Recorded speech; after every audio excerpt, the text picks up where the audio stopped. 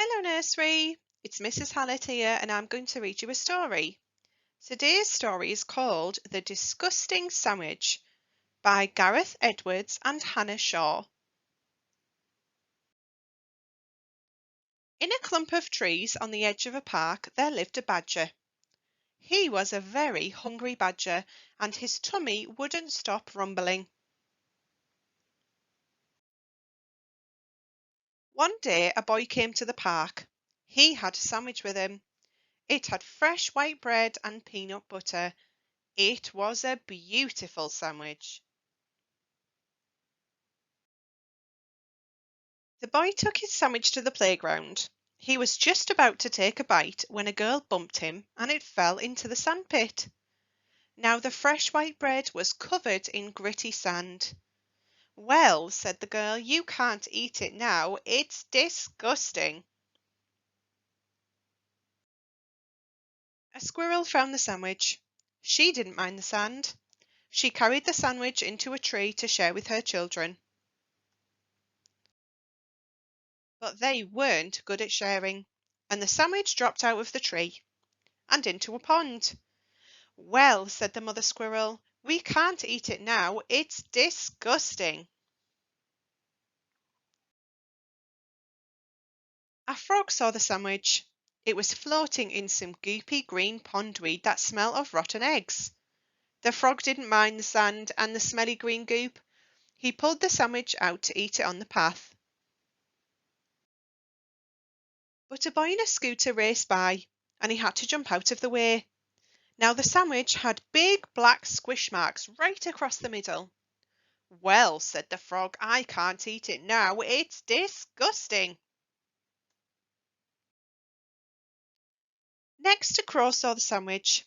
She didn't mind the sand and the smelly green goop and the big black squish marks. She peeled the sandwich off the path and flew proudly up to her nest to give it to her mum.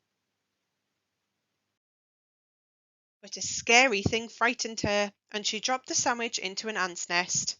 Hundreds of ants crawled all over it. "Well," said the crow's mum, "I can't eat it now. It's disgusting." Soon a fox found the sandwich. He didn't mind the sand, the smelly green goop, the big black squish marks, or the hundreds of ants. He took it to be a present for a lady fox he liked. But when he opened his mouth to tell her how nice she looked, the sandwich fell onto a pile of feathers that had somehow got there.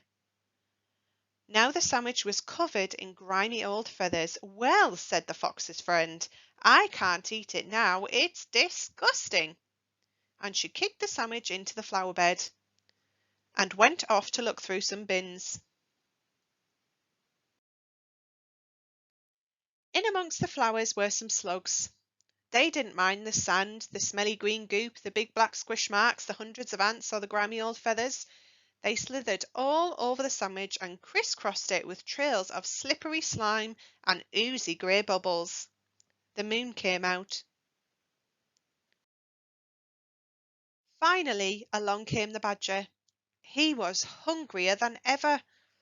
He gazed at the sandwich all covered in sand and smelly green goop and big black squish marks and hundreds of ants and slimy old feathers and slippery slime and oozy grey bubbles glistening in the moonlight. His tummy rumbled. So he ate up all the slugs.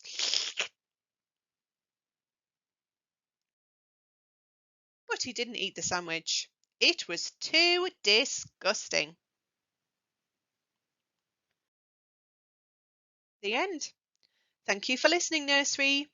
Take a look at the questions I have posted about the story. Can you answer them? Goodbye.